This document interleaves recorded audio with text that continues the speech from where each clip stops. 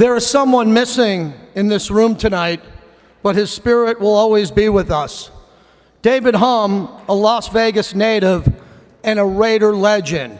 This is the life of David Humm. Sincerity, selflessness, perseverance. Only a few of the qualities that made up the man, David Humm.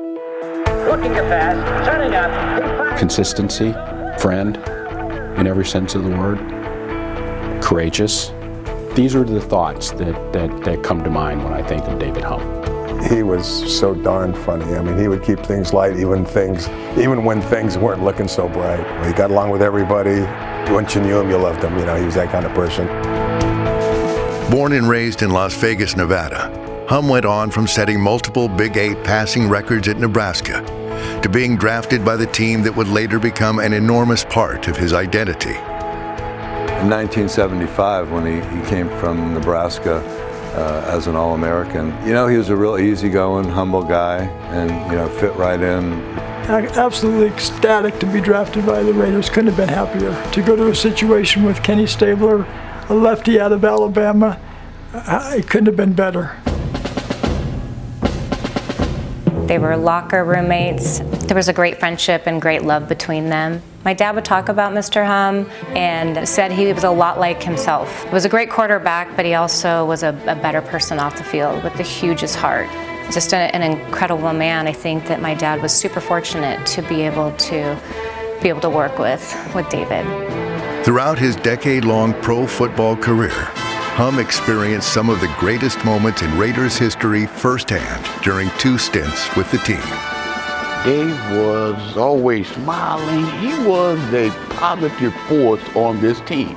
After hanging up his cleats, number 11 progressed into a role with the Raiders radio game day broadcast team. It's time to talk a little Raider football. Always great to talk to the Hummer. I tell you what, just been bored to death, just waiting for football to get here. Even after MS hit him, he's still, instead of traveling to the games, he had his own studio and his own house. This is a young team.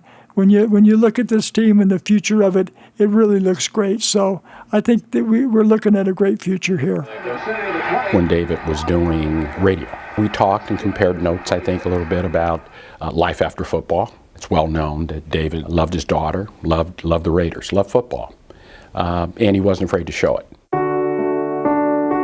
I want to take a moment to remember a gem of a human being who really brightened so many people's lives in our community. I think he is such an example of an incredible man, not only a football player, but a dad, a friend, a brother. People knew him, loved him. He did a lot of things for the community, people in need. He didn't turn his back on anyone. He had a great attitude. I can remember him saying that every time he went in the locker room and he saw his equipment hanging up, that he was happy. So I mean, that's a good memory of him. A life lived with profound gratitude. David Humm left an impact on all who knew him. And while he is gone, he will never be forgotten.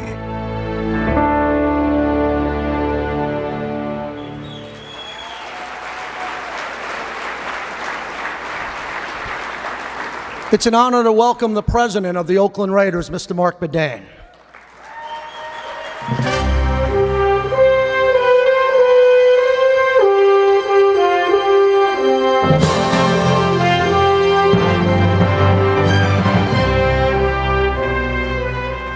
Thanks, JT. I didn't really know I was going to be following David Humm's video.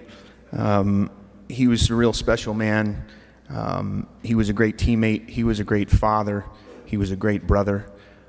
He was a great friend. He was a great Raider. And he was really the original Las Vegas Raider. And we'll honor him appropriately when we open the building. There's another gentleman actually in the room that we want to at least call attention to, another great Raider, Napoleon McCallum. And the project that is exciting so many people in this community is really the result of him. He's in the room. If we could just give him a round of applause, and his wife, Yvonne.